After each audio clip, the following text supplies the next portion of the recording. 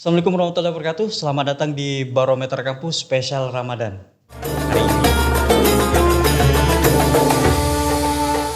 Ramadan. Hari ini spesial buat Anda dengan tema-tema menarik dan narasumber-narasumber yang sangat luar biasa. Kami mengucapkan selamat menunaikan ibadah puasa buat sahabat Barometer dimanapun Anda berada. Kita sapa dulu buat narasumber kita. Assalamualaikum warahmatullahi wabarakatuh, Bapak Ali Hasmi. Waalaikumsalam warahmatullahi wabarakatuh. Gimana kabarnya Pak di puasa ini? Alhamdulillah baik, semoga kita semua. Aktivitasnya masih ngajar Pak ya? Kalau pas liburan ini karena mahasiswa udah selesai ujian semester, dan masih proses pendaftaran ulang, ya berarti ngajar enggak lagi. Ya, tapi masih juga kan ada bimbingan skripsi apa segala macam. Iya, Itu kalau tetap itu rutin. Iya. Dari pagi sampai sore, cuma sekarang kalau anak kan dibatasi paling maksimal lah jam. Iya. Saya pikir sih kalau saya rasa lah ya, dosen itu nggak ada liburnya sih Pak. Mahasiswa libur, dosennya nggak libur juga kadang, karena memang banyak kerjaan, ya penelitian, terus ada bimbingan, ada yang mahasiswa curhat lah apa segala macam, dosen PA kan. Segala macam. Iya segala macam. Kalau Warek 1 tambah dosen curhat. Oh ya, itu nama Pak ya? Iya. Mahasiswa curhat ternyata dosennya juga lebih banyak curhatnya. Itu dari A sampai Z biasanya curhatnya. Biasa. Baik Pak, di kesempatan kali ini di Barometer Kampus Spesial Ramadan, ini kita akan bicara tentang bagaimana Ramadan ini bisa membekas di bulan-bulan setelah Ramadan. Tema kita kali ini adalah Ramadan sebagai laboratorium kebiasaan baik. Nah ini kan gimana Pak ya? Banyak tema-tema di luar sana yang membawakan tema-tema tentang manfaat Ramadan, apa segala macam gitu, hikmah Ramadan. Tapi spesial hari ini adalah tentang bahwa Ramadan itu laboratorium Pak. Laboratorium untuk kebiasaan baik. Nah kebiasaan baik ini apakah hanya untuk di bulan Ramadan saja atau untuk bulan-bulan setelah Ramadan sehingga kembali ke Ramadan lagi menjadi habit atau kebiasaan-kebiasaan yang membekas gitu. Ya seharusnya itu satu yang membekas dan berlangsung untuk sampai seterusnya gitu. Lab itu tempat orang untuk melakukan percobaan, eksperimen segala macam. Nah kita mencoba hal-hal baik, perilaku baik di situ, tentu tadi dengan harapan setelah itu 30 hari itu bisa menjadi satu kebiasaan. Nah tentu kebiasaan itu kan yang tadi awalnya bagus karena di luar Ramadan tantangannya besar, jadi kemudian perlahan-lahan mungkin pada orang tertentu akan menjadi surut, mengecil kembali, rendah kembali, intensitasnya berkurang. Tapi begitu turun, nanti tahun depan kita akan ketemu Ramadan lagi, itu dinaikkan. Naikkan lagi. Ya, bikin up levelnya. Up level kita ya. Baik Pak, di Ramadan kali ini Bapak sudah nyiapin nih materi-materi yang bakal disampaikan di spesial Ramadan kali ini, yaitu Ramadan sebagai laboratorium untuk kehidupan kita sehari-hari. Pak, sebelum Bapak mempresentasikan ini ataupun memberi sebuah materi, karena memang yang akan disampaikan oleh Bapak ini luar biasa nanti. Ada hitung-hitungannya. Ya Pak ya? Ya maklum orang matematik kan. Orang sains ya? Orang matematik statistik ya mainnya kalau Al-Quran lebih ke numerik. Wah itu yang keren gitu loh. Selama ini kan dilihat dari segi sisi lain Pak ya. Dari sisi agama, ceramah apa segala macam. Jarang sekali kalau penceramah itu menyentuh di bagian sainsnya. Membuktikan bahwa apa yang ada di Al-Quran itu benar. Nah sekarang apa yang diperintahkan Allah Ramadan ini apakah benar untuk kita? Apa manfaatnya untuk kita? Dan ada efeknya enggak dalam kehidupan kita sehari-hari? Ya Pak ya kan begitu ya? Iya. Oke langsung saja Pak. Sudah nggak sabar lagi nih, saya pengen lihat juga, pengen belajar juga. Ini anggap nih mata kuliah hari ini. Buat sahabat Barometer dimanapun Anda berada, ini kuliah gratis ya, tinggal nonton aja, ya kuota mungkin bayar Pak ya. Dan kalau memang ada kesempatan boleh undang beliau ya, untuk ngisi pengajian apa segala macam. Dan sentuhannya beda, science bro ya. Dibandingkan Anda ceramah, kalau science ini kan biasanya orang paling suka nih Pak, dengan science gitu. Ya tergantung orangnya. Iya kah? Kok saya suka sih Pak. kan ada pendekatan terhadap dalam memahami Al-Quran itu kan banyak pendekatan. Ada yang senangnya begini, ada yang cocoknya begitu, ya macam-macam. Tinggal kita sesuaikan dengan yang mana kita cocok. Insya Allah kalau niatnya bagus, semuanya Akan cocok semua. Ya. Baik Pak, silakan Bapak. Iya, Ramadan kan tadi udah disebut kita mau jadikan sebagai lab, Ya. laboratorium kebiasaan baik. Nah, saya akan bicara dalam 3 segmen. Segmen pertama kita review dulu Ramadan itu aktivitas kita apa sih? Lalu kemudian dari aktivitas itu sebenarnya ada link yang saya coba lihat dari matematiknya. Nah, hitung-hitungannya berdasarkan ayat Al-Quran gitu. Lalu kemudian bagian terakhir ada kurikulum ini yang bisa diterapkan semua orang. Akan lebih bagus kalau dimulai dari adik kita yang kecil, anak kita yang kecil dilatih ke situ. Nah sehingga nanti kalau mereka besar itu sudah tertanam sejak kecil. Kalau sudah dewasa ini kan ibarat pohon, kata orang di kampung saya itu, yang melenturnya udah agak susah. Lentur gitu, Patah Pak. nanti balik lagi dia gitu kan. Ya selamat Ramadan bagus, nanti bisa kembali lagi gitu. Mudah-mudahan tidak gitu kan. Tapi kalau yang dari kecil dilentur gitu kan, Udah kayak bentuk. bonsai dibentuk begitu, ya dia akan ikut. Ya itu, kita mulai dari yang segmen pertama. Oke, siap. Nah kita review dulu. Dalam Al-Quran, dalam Islam itu kan rukun Islam pertama itu jelas syahadat. Kita mengakui bahwa Allah adalah yang kita sembah, Tuhan semesta alam, dan Nabi Muhammad adalah utusan atau rasulnya. Kemudian ada sholat, zakat, dan kemudian puasa di bulan Ramadan yang wajibnya itu kan salah satunya. Lalu kemudian Ramadan itu apa sih? Ini kan bulan yang paling suci lah, tersuci bagi umat Islam dan dirayakan oleh jumlah umat Islam sekarang sekitar 1,8 miliar di seluruh dunia. Jadi jumlahnya banyak itu. Nah, dalam kalender Islam dia punya makna besar bagi umat Islam, periode berpuasa, berdoa. Berdoa ini konteksnya luas, doa bisa yang kita artikan dan menadahkan tangan begitu.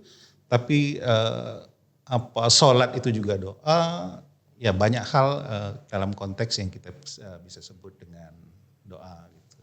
Jadi tidak hanya yang gitu.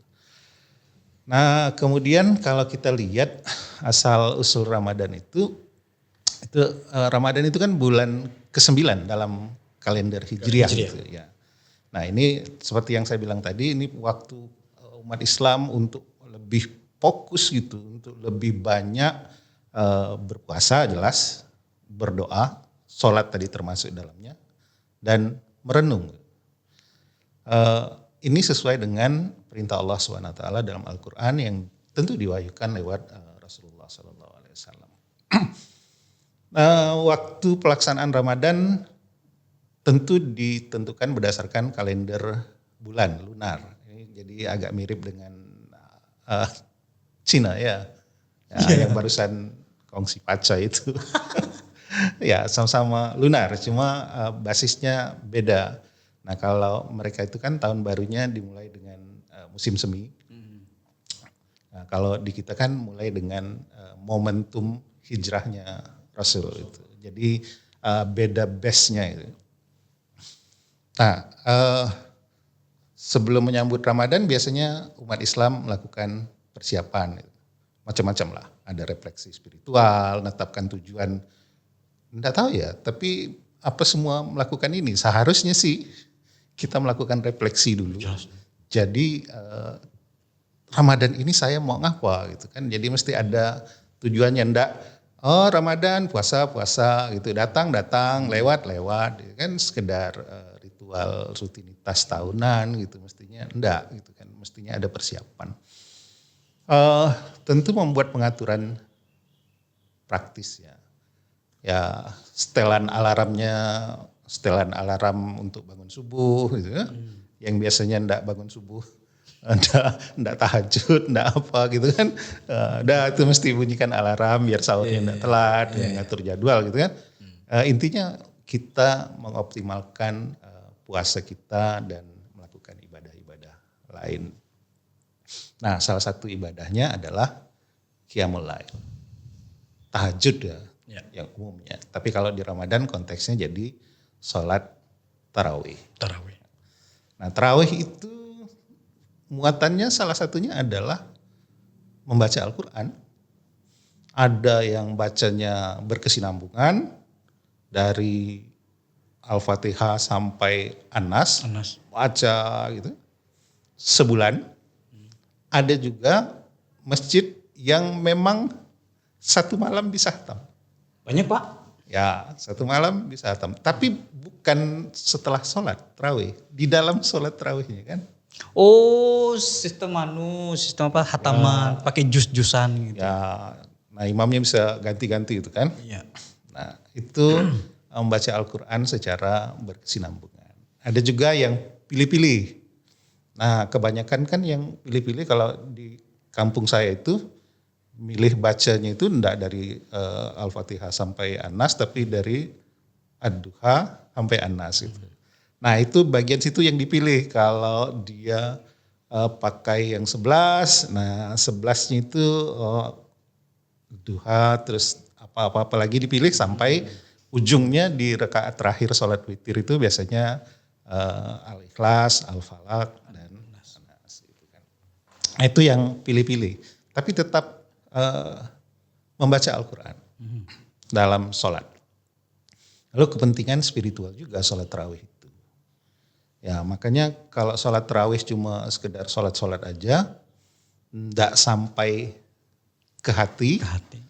Ya itu sayang aja sih. Sayang aja kita melewati bulan yang pahala dilipat gandakan gitu, tapi kita tidak manfaatkan dengan baik.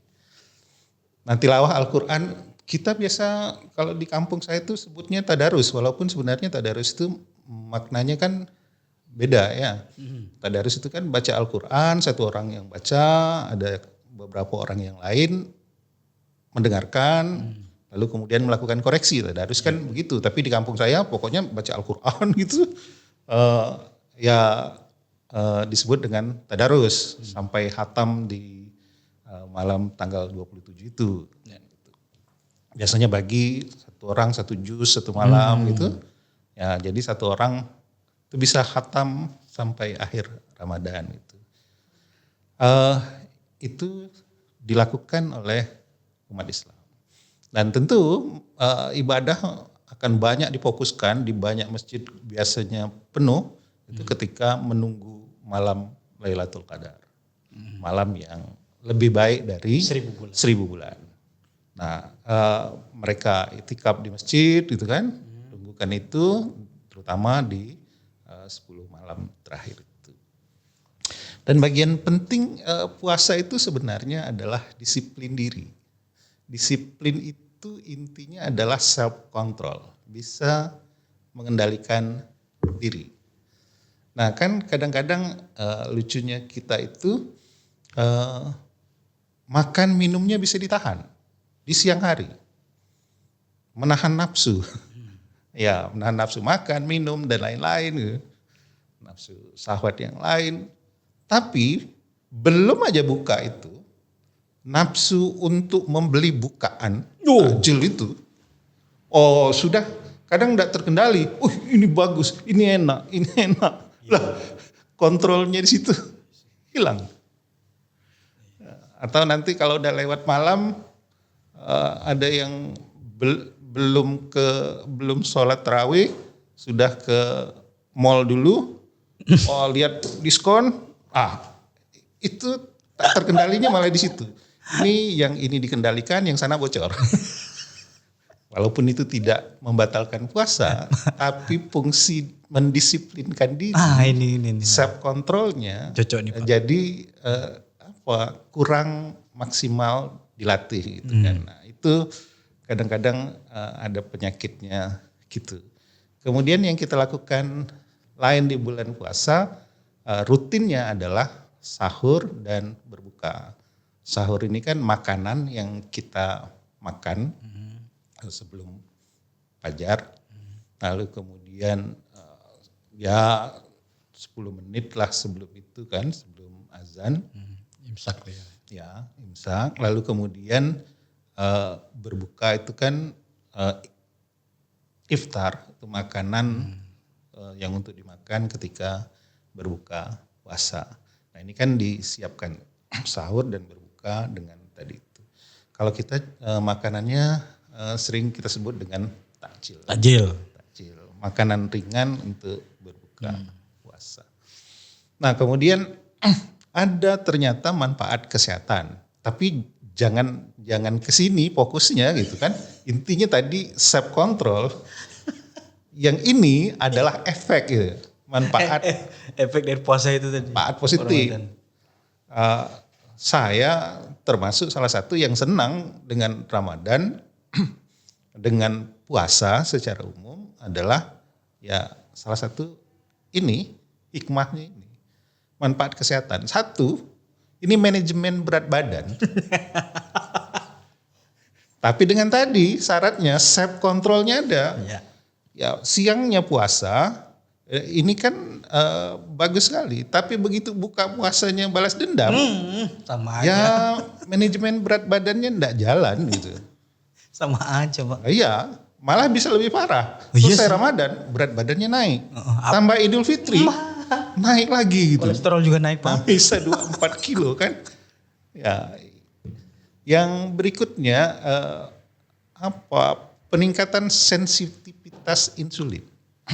Kalau kita makan melulu, sering makan gitu kan, makan berat, terus habis itu kita ngemil, kan ini minum yang manis, lalu kemudian makan siang lagi, di antara makan siang dengan makan malam diisi lagi dengan cemilan, nanti setelah makan malam cemilan lagi, minum kopi lagi, manis lagi. Tubuh akhirnya tidak bisa merespon insulin dengan baik. Insulin ini kan kalau ada makanan, ada yang mana dia akan memprosesnya, tubuh mengeluarkan insulin. Tapi kalau terus-terusan dibombardir dengan insulin, kemampuan untuk meresponnya jadi berkurang gitu, tidak siap. Nah itu jadi tidak sensitif. Nah supaya dia sensitif, kita beri jeda. Kan orang sensitif ini kan kalau jarang-jarang gitu. Nah kalau sesuatu kita lakukan dengan jarang, itu lebih sensitif. Tapi kalau udah rutin, enggak sensitif lagi, enggak sensi. Karena udah terbiasa. Udah terbiasa. Nah insulin juga gitu. Kalau sering dia tubuh mengeluarkan insulin, lama-lama reaksi terhadap insulin itu jadi berkurang. Nah jangan sampai karena berkurang, lalu insulinnya kita tambahin lagi. Disuntik kan? Itu lain tuh Pak. Suntik insulin. Itu lain dah tuh. Iya, karena tidak sensitif kan. Sudah diberi 100, dia nyangkanya masih 10. Nah, karena udah kebal tadi itu. Karena masih 10, kurang. Tambahin lagi. Nah akhirnya berlipat gitu sampai lama-lama ya kemampuan tubuh untuk menahannya dan tidak sanggup lagi. Kemudian perbaikan sel, autofagi. Nah puasa sekitar 14 jam itu membuat, kan di tubuh kita tuh ada sel yang lama-lama menua. Nah menua, lalu kalau dia menumpuk itu jadi masalah.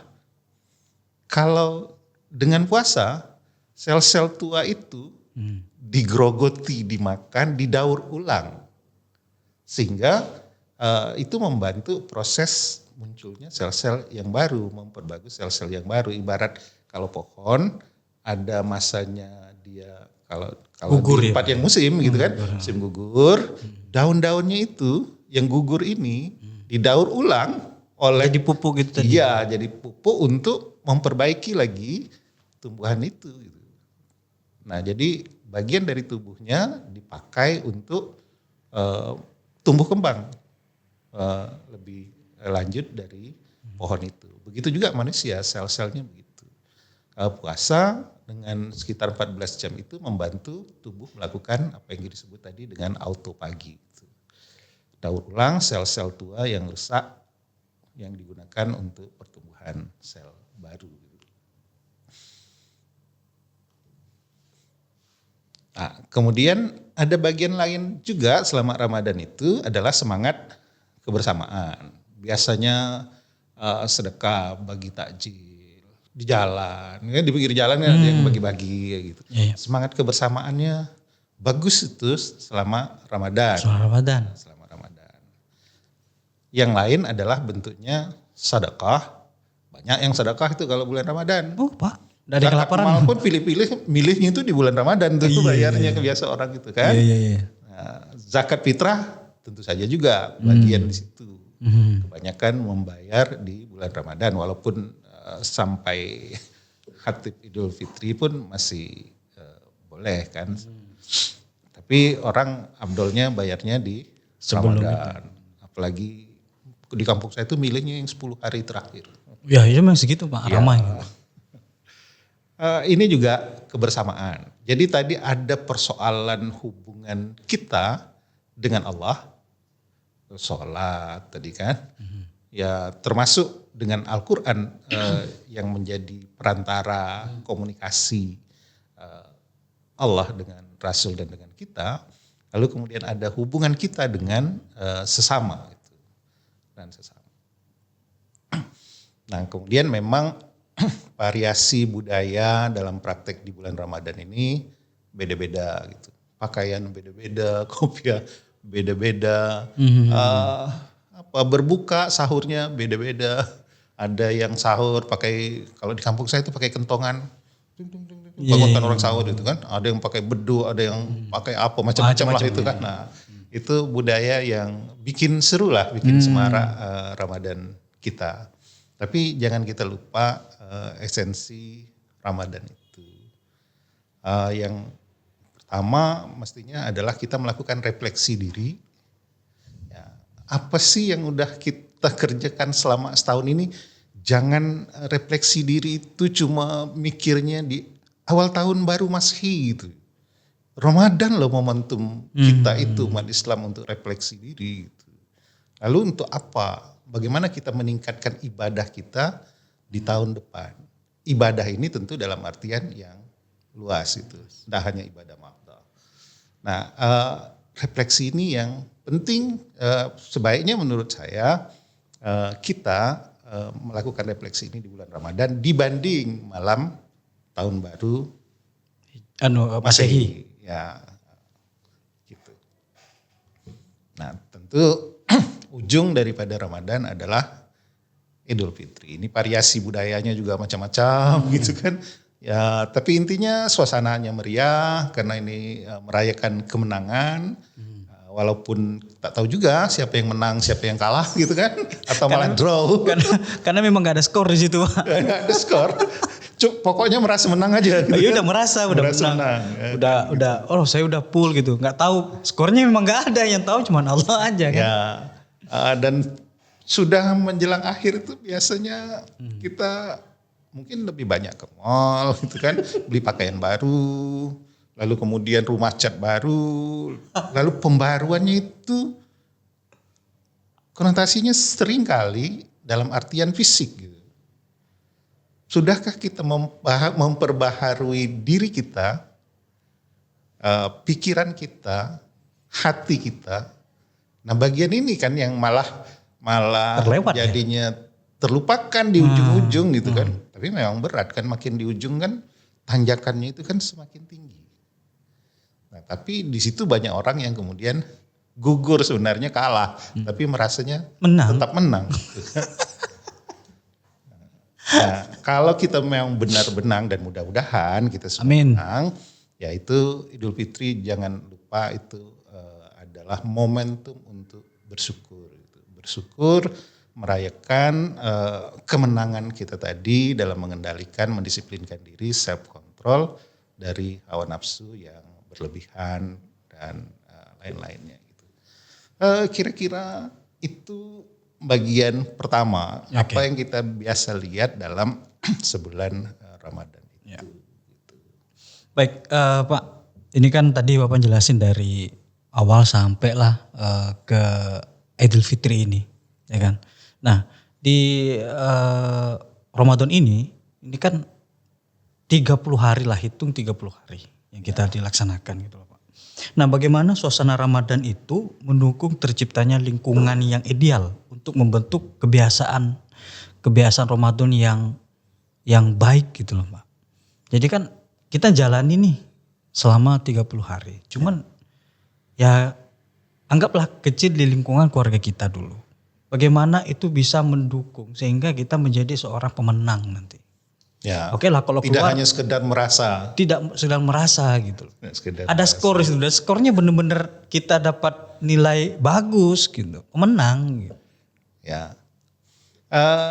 Sekarang kan kita ingin menjadikan ini satu eksperimen, satu percobaan untuk melatih diri kita melakukan self control, mendisiplinkan diri. Lalu sebenarnya kalau objeknya ini tadi adalah manusia, ya kita sendiri, gitu kan? Kita menjadi subjek, tapi sekaligus objek dari Ramadan itu.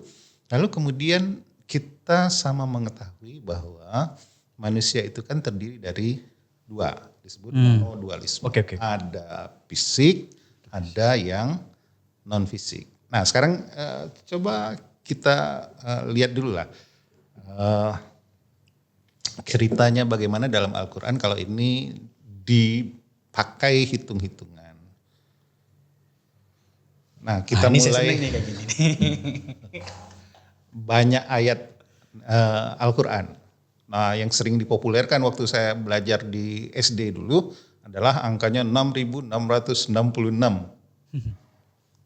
Tapi kalau kita lihat film-film, angka 666 ini itu kadang diidentikan dengan makhluk yang tak pantas disebut namanya. Iya. Gitu kan. Iya. Ngerti lah ya. Ya. Ngerti ya. Jangan dijelasin lagi gitu. Ya itu terkesan sebagai pembulatan. Pembulatan biar mudah diingat gitu kan. Waktu SD kan mudah sekali ngingatnya 6.666. Tapi kalau kita lihat hitungan-hitungan riwayat dari berbagai macam, yang paling banyak kalau sekarang itu mushaf Al-Quran itu kalau kita hitung menurut riwayat Hafs gitu kan dari Imam Hasim ini itu ada 6.236 gitu ayat dalam Al-Quran. Lalu kemudian tadi yang itu Kufah ya. Lalu kemudian Basrah itu 6.204 ayat. Maka 6.210 dan Madinah 6.214 ada yang sampai 6.217. Beda-beda karena mushafnya beda, cara menghitungnya bisa beda. Ada yang Bismillah masuk, ada Bismillah yang tidak masuk, ya kan? Ya itu sehingga terjadi beberapa perbedaan. Tapi umumnya kalau mushaf yang kita pakai di Indonesia, kalau kita hitung itu 6.236 ayat. Nah tentu kalau Al-Fatihah Bismillahnya mesti masuk kan. Ya. Satu. Lalu kemudian tadi kita omong objek Ramadan yang harus kita eksperimen, kita bentuk, kita latih itu. Tadi itu kan manusia, fisiknya atau psikisnya. Nah tentu dua-duanya. Lalu kemudian yang mana yang Al-Quran berbicara secara numerik, Al-Quran itu kan disusun tidak dengan sistematika yang biasa-biasa. Banyak sekali, termasuk kalau kita lihat dari sisi numeriknya. Nah ternyata itu kebanyakan peneliti kalau berbicara mengkaji Al-Quran secara numerik tentang fisik manusia dalam Al-Quran itu ketemunya 150 sampai 200 ayat. Misalnya embriologi, proses perkembangan janin itu di Quran surah Al-Mu'min ayat 12 sampai 14. Nah itu kan itu bicara manusia tapi konteksnya fisik manusia. 12 sampai 14. 12 14, 13, 14 ada 3 dan seterusnya. Lalu ketemulah para peneliti itu 150 sampai 200 ayat. Lalu kemudian selain embriologi di Al-Quran ada anatomi dan fungsi tubuh gitu. Ada kesehatan fisik macam-macam. Termasuk larangan mengkonsumsi zat-zat yang bisa membahayakan fisik. Ya, khamar dan lain-lain. Nah, lalu bagaimana berapa banyak sebenarnya ayat Al-Quran yang bicara tentang non-fisik, psikis, spiritual gitu. Nah, ternyata yang kaitannya dengan qalb, hati, nafs, jiwa, ruh, akhlak, etika, akidah, iman itu jauh lebih banyak itu. Jauh lebih banyak. Nah, angkanya ini. Kalau tadi ketemunya para peneliti numerik Al-Quran itu 150 sampai 200 ayat itu untuk yang berkaitan dengan fisik dan fisik manusia. Ya. Tapi yang berkaitan dengan batiniah, non fisik manusia itu lebih dari 3.000 ayat. Ya, lebih dari separuh Al-Quran bicaranya tentang non fisik. Non fisik. Artinya apa? Kalau kita berbicara, lalu kita sering nyebut itu kan artinya memberikan stressing. Ya. Ini penting gitu. Pentingnya itu berlipat ganda. Itu 200, 150 jadi 3.000, 20 kali lipat dari unsur fisik. Cara tentang tauhid, hukum, moral dan sebagainya. Nah, tentu 3.000 tambah 200, 3.200 sisanya untuk yang cerita lain-lain, hukum syariat, muamalah, kosmologi dan macam-macam. Nah, pertanyaannya mengapa kok ayat non fisik lebih banyak? Itu yang saya bilang tadi itu dalam perspektif Al-Qur'an, fisik manusia itu dianggap sebagai wadah, ya, kendaraan aja gitu, tumpangan gitu. Tumpangan. Sedangkan jiwa non fisik, ruh itu esensi yang kekal. Jadi jangan sebut orang itu yang meninggal itu mati, udah enggak ada. Dia tetap ada. Yang ada apa? Esensi tadi itu, ruhnya tetap ada. Nah, jadi manusia itu esensinya di non fisik gitu. Maka akan keliru ketika kita mengisi Ramadan dengan lebih banyak porsinya pada yang fisik-fisik tadi itu. Baju baru, cat rumah baru, kursi baru. Ya itu kan ke fisik ya. Urusan-urusan fisik. Ya, yang psikis ini loh yang jadi lebih penting karena 20 kali lipat lebih ditekankan oleh Al-Quran. Allah lewat Al-Quran tadi itu. Nah, kemudian kalau kita bicara yang non fisik, itu kan kita sering memilah antara otak, akal, logik, sama hati. Hati ini rasa, jadi kita bicara logika dan rasa. Nah, ayat yang berkaitan dengan logika, berpikir, akal, itu ada sekitar 750 ayat, berkisar begitu. Para peneliti itu kurang lebih segitu ketemunya itu. Afala ta'qilun dan sebagainya itu. Afala tatafakkarun, ulul albab. Nah itu kan cerita-cerita yang kaitannya dengan logik manusia. Ayat ini biasanya ngajak manusia untuk melihat, mengkaji alam semesta, sejarah bangsa terdahulu, bukti keberadaan Tuhan melalui argumen rasional.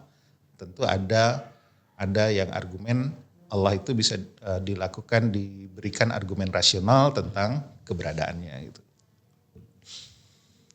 Nah, tetapi ternyata ayat-ayat tentang rasa lebih mendominasi karena ada 1000-an ayat. Jadi kalau tadi 750-an ayat, yang ini logik ya. Lebih dari 1000 bicara tentang rasa, qalb, nafs, ya, khauf. Khauf itu kan rasa takut. Roja, harap atau cinta. Sakinah, yaitu itu yang kaitannya dengan rasa. Olah pikir, tapi jangan lupa olah rasa. Nah, ayat ini mengatur bagaimana kita sebagai manusia mengelola rasa, emosi, sedih, cemas, syukur, cinta. Ya ini juga perlu didisiplinkan, dikendalikan. Sedih boleh manusiawi, tapi jangan terlalu sedih. Cemas boleh, tapi jangan terlalu cemas. Panik Pak. Kalau terlalu cemas jadi panik. Ya panik jadi. Lalu kemudian cinta juga gitu.